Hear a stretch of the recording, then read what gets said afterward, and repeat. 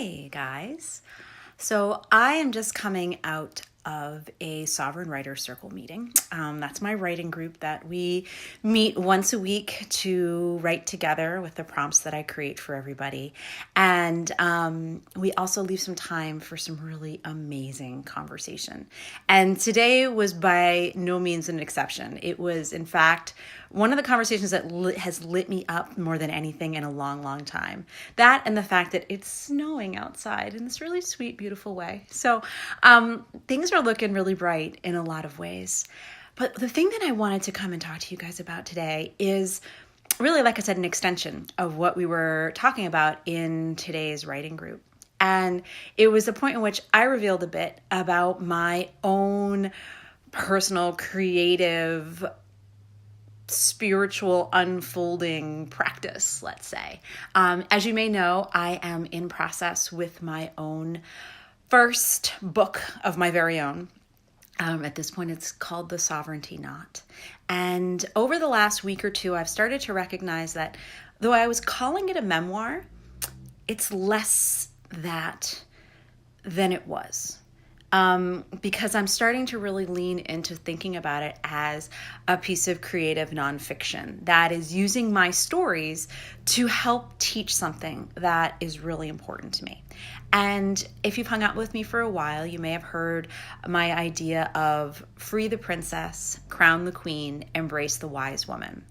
Well, that is so much of my work when it comes to this whole idea of personal sovereignty and creative sovereignty and what it means to figure out who you really are and to stand firm on your own patch of earth so that you can tell your story and live your story and be fully in your story. So as I was writing this, it really felt like, okay, this is about, my own personal becoming, my own unbecoming. What did it mean for me to free the princess that was inside me? What did it mean for me to start to crown the queen that I am? And what did it mean to start understanding what it means to be wise and embrace the wise woman? Because so much of that is about aging. It's about owning yourself as somebody other than that pretty, pretty princess who's all full of so much potential, right? So as I'm writing this story and I'm telling my own story, I was getting really deep and I started to realize I was pushing it away and the book itself really. And it started to feel less like what I was called to do because it was part of my healing process, but it wasn't necessarily the story that I wanted to be telling out in the entire world, right? How would that work for me personally? And how would that work for me professionally?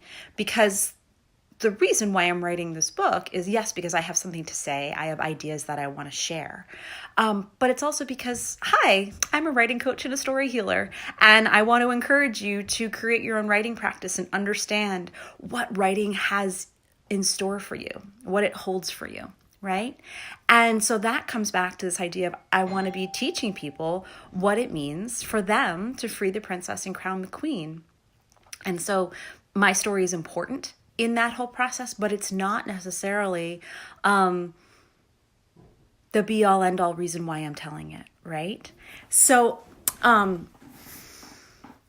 I said, my book itself has started to just take on a bit of a new flavor over the last week. Maybe a little longer.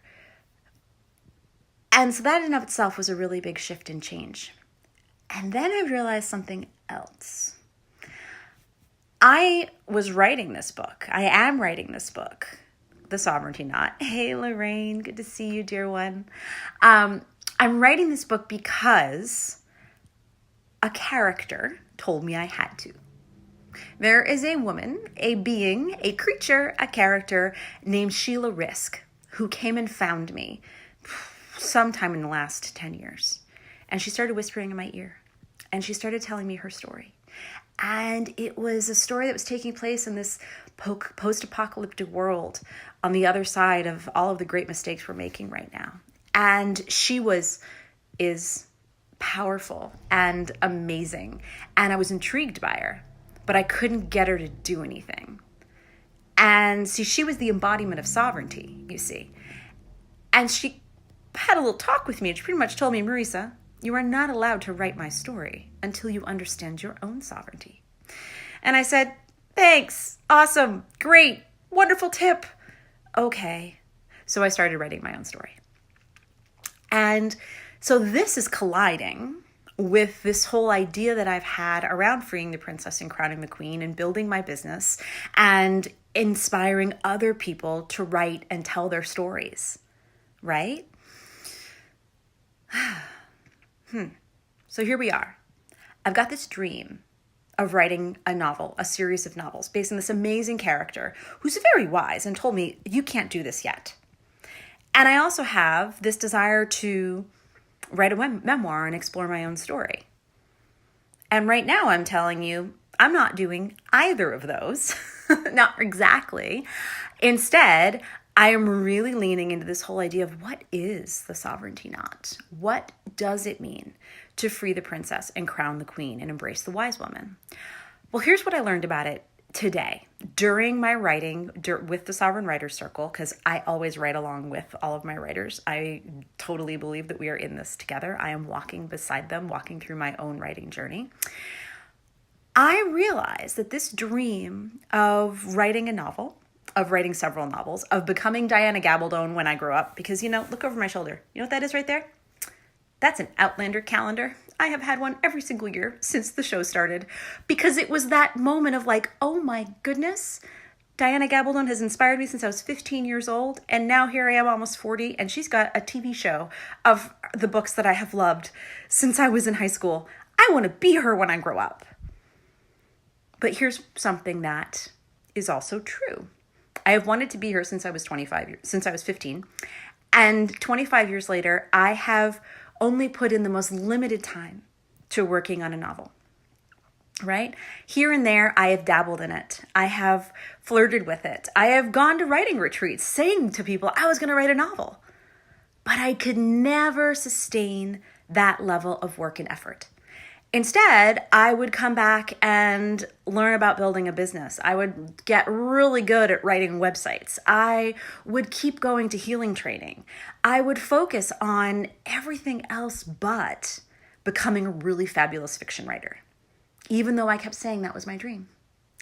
So this is what I realized today.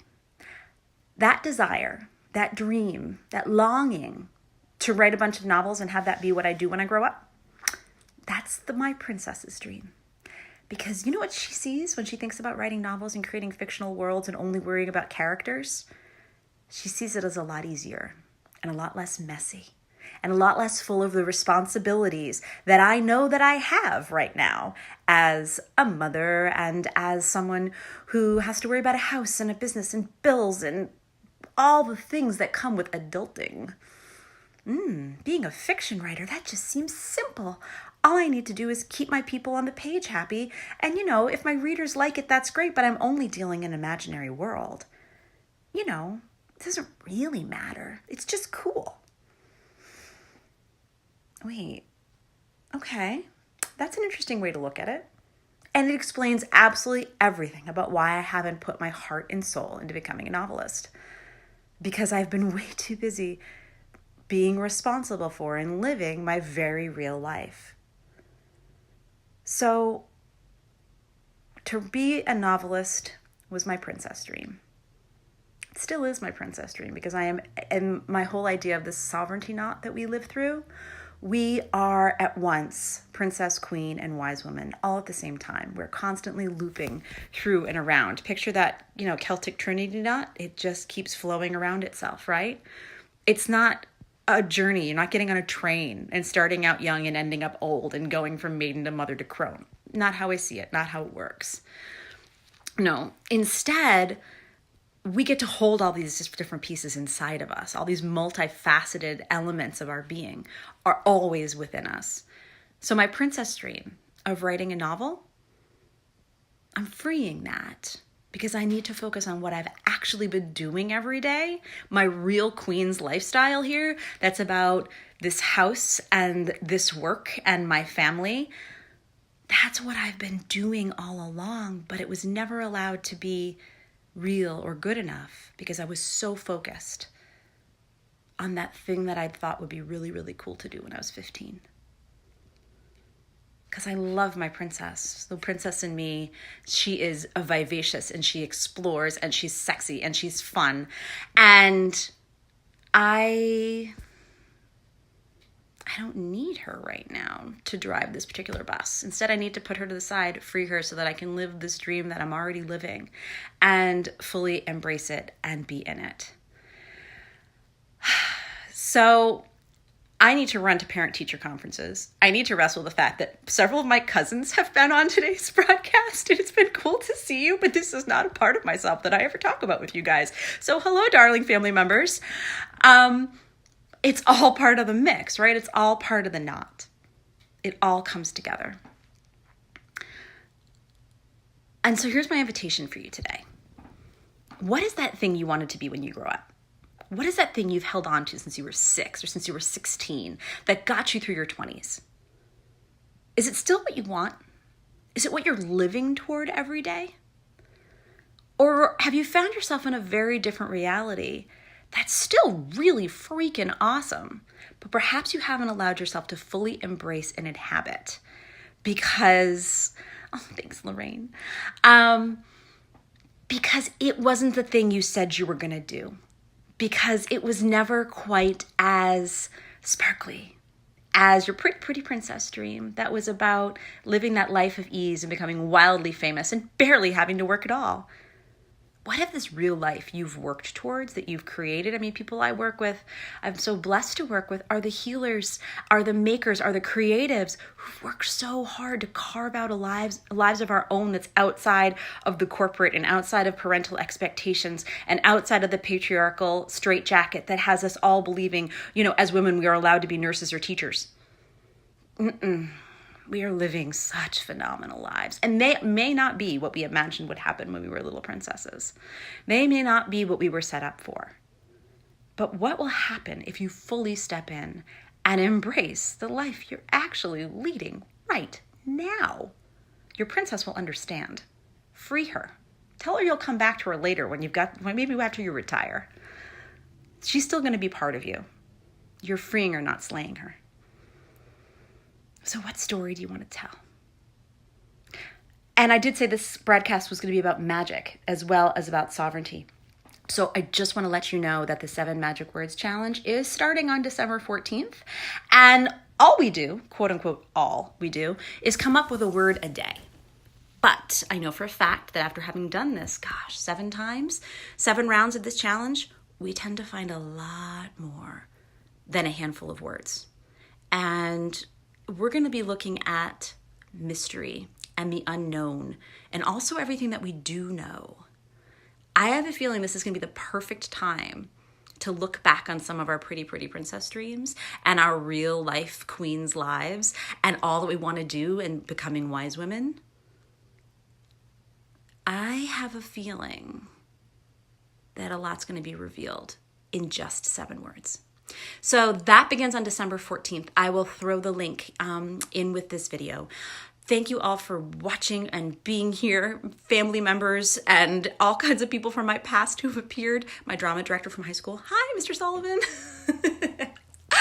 We are called to bring in all these different pieces of our lives and keep weaving them through. It's the quest and it's the test, and it's all part of the magic. And when we can stand in that and say, yeah, this is all that's me, I can integrate all these pieces. That's some magical freaking sovereign shit right there. All right, my darling dears, I hope to see you at 7 Magic Words when we start in a couple of weeks.